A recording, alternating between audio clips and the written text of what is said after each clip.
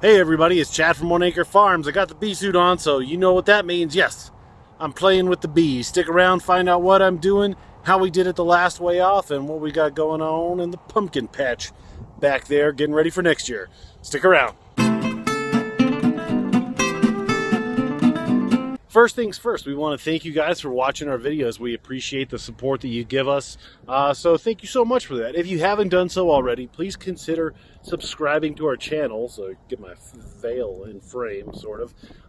Subscribe to our channel. If you haven't done so already, please consider doing that. Also, hit the bell on the bottom half of the screen here next to the subscribe button. That way you know when we post a video.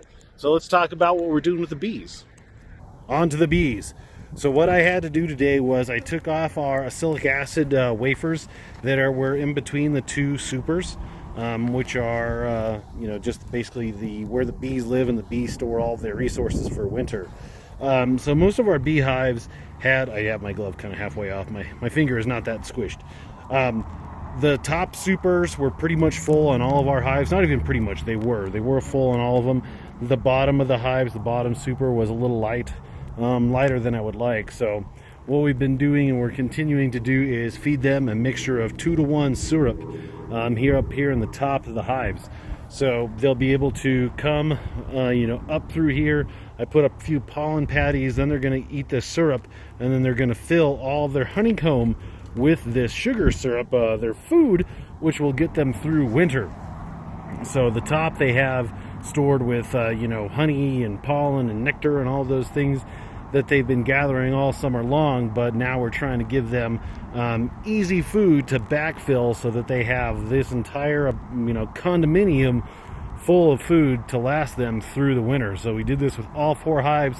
I took off my queen excluders and any of the supers that I had left on there. I had kept those on there so that the bees could take any resources that were left in there. But now that the temperature is going to start getting cold, I'm condensing the hives down to as small as possible, and then eventually I'll probably take off these feeders and just cover them up. We're undecided on if we want to wrap them or put some insulation around the hives this year, so we might try a few different methods, but stick around. Again, subscribe to the channel, see what we end up doing with that. And now for the pumpkins. Our last way off was at Smith Farms in Peyton, Colorado this past weekend. Today is the 20th or something like that. I think it was the 18th or the 19th. But the Smith Farms way off, this was the first time that they had it, and boy howdy, was it awesome. They did a great job. In fact, they had darn near too many people. They were expecting maybe 1,000 or so, and I bet you 3,000 people showed up. There was a line a mile long to get in, and they just did a great job. All the pumpkin growers responded to that brand new way off, and they wanted to support them. So we had, I think we had 4 pumpkins that were taping around 1,000 pounds. So for our last way off of the season, that's phenomenal. Usually there's only maybe 5 pumpkins total. I think there was like a dozen pumpkins there. It was an amazing way off. I expected the accidental pumpkin to maybe get like a top 5 or something. Wrong, that did not happen. But I did get 8th, so I didn't get last. That's a huge plus. And then another plus is that the accident, the 1984 barren open pollination, so it was either itself, the 1211 alts, or 1911. So there's 3 options there for what the pollinator was on this one. It was estimating at about 500 pounds, and it went heavy. It was like 510 pounds. So I was guessing that was 350 or so. So that there accidental pumpkin, 500 pounds, I'm pretty darn happy with that. Let's move on to the pumpkin patch and the soil. A few videos ago, you'll remember I showed you guys my soil test and what I needed. I'm not going to go ahead and try to adjust everything right now. I'm just going after the big ticket items, the ones that kind of need some time to percolate and will be a long time before they kind of do what they're supposed to, especially this sulfur. This is to lower the pH in my soil, and this takes a long time to do its magic. So we're doing that in the fall. I'm going to add 10 pounds of sulfur, 5 pounds of iron. I think my test called for like 4 pounds. I'm going to add an extra pound. And then I needed probably about 3 pounds of manganese. And that's what I'm going to do with this. So we're going to take this out to the patch. I'm going to put it in my spreader, and I'll show you the process to lay down your soil amendments nice and evenly throughout your patch. All right, I'm running out of time, so I really got a boogie. Unfortunately, Emily had to work today. It's Tuesday, and as you may know, that is our only shared day off. So when she has to work, gotta watch the rugrat, because it's really hard to do things like this with a 1-year-old crawling around. the joys of parenthood. But I love it. I wouldn't change. So what I have here is just your basic spreader that you get from Lowe's or Home Depot or wherever you have Ace Hardware, something like that.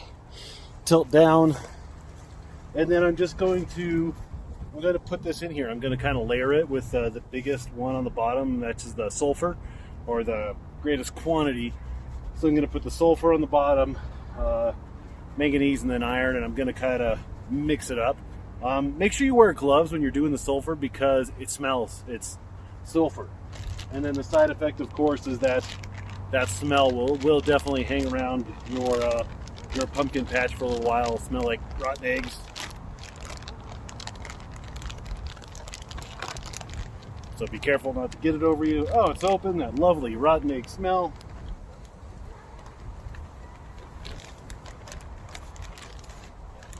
Keeping it nice and close. I don't want it falling and making a big poof of smelly dust, because we do want to go to dinner later, and though there is a part of me that think that would be kind of fun, Emily probably wouldn't find it as funny or as fun as I would. So that's down. Let's go with the 3 pounds of manganese.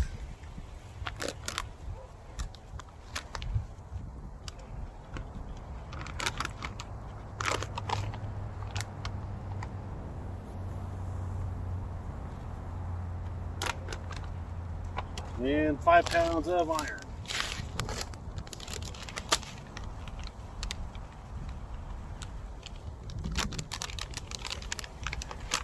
If I could open the bag.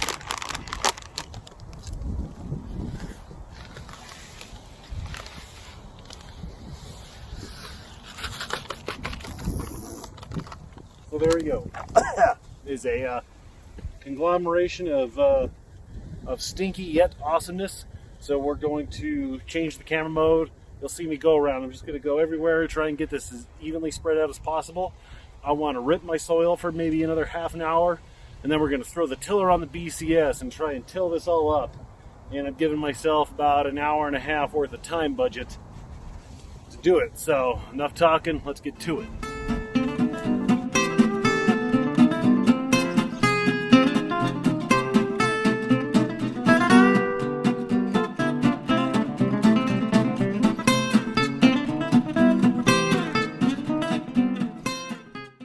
Well, that was fun. So it definitely did get a little poofy there, but whatever. It's down. Memo to self and to you watching at home: throw down your amendments before you get all excited about your new toy on your tractor and kind of halfway rip everything up. Throw your amendments down first, or if you have a lot of free time, till it once, put your amendments down, and then till it again when the soil's nice and smooth and not all clumpy and full of bumps and chunks of dirt that make it nearly impossible for a nice, smooth, even coverage. So now that that's over, we're going to rip up the soil a little bit more. Focus. Is it focusing? There we go. Yep, so focus, or not focus. There we go. Like I was saying, it's time to rip up the soil. Let's do it.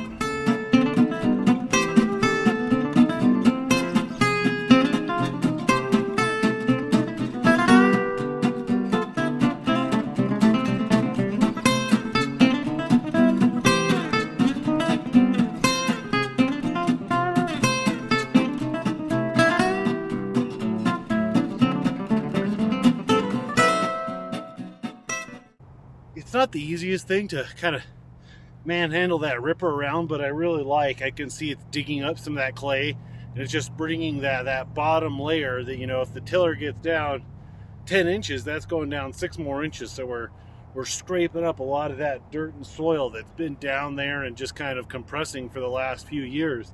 And it's definitely doing a good job of bringing all that up. And a step that we got to do that I forgot is that I got a handful of perlite. I got 8 cubic yards of perlite that I got to put out, and we're going to till that in as we go around. So I'm going to snag that real fast. I'll put that down, and then we'll do a till. Looking pretty good on my time. Gotta hurry though, we're running out of light.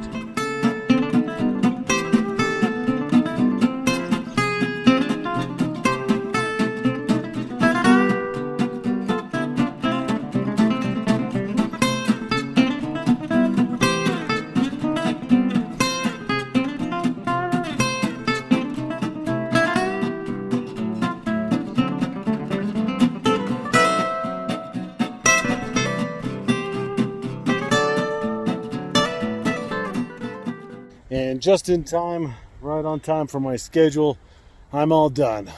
Did the sides or up and down, and then I stopped the camera and I did side to side. I usually will do this like twice in the springtime, but this is just kind of like a rough till, even though it's really not. It's one fine till or one great till instead of 2 great tills. But it's good enough for the fall. Gets all my stuff mixed in. Let's take a look. So I'm just kind of in the middle.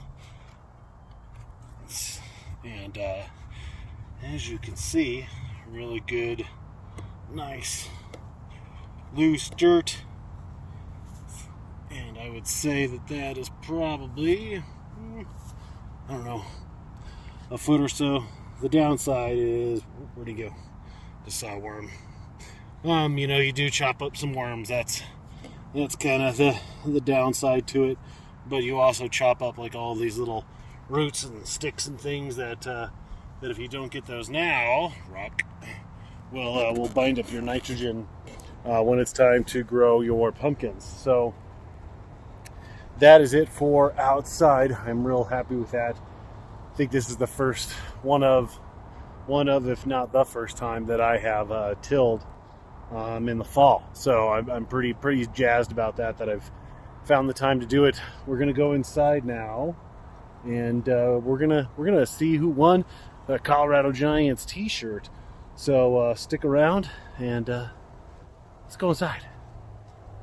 No, that's a lie. It'll probably be like, gonna go inside, go to dinner, put the kid to sleep, and then we'll draw the winner for the shirts. But in YouTube time, it'll be instantaneous, right? Right now. Right now. And when I say right now, I actually mean a few days later. A little bit late, but better late than never. So I have in my hand here the person who won the t-shirt for just the random drawing, as well as the closest guess to Bernie the Pumpkin.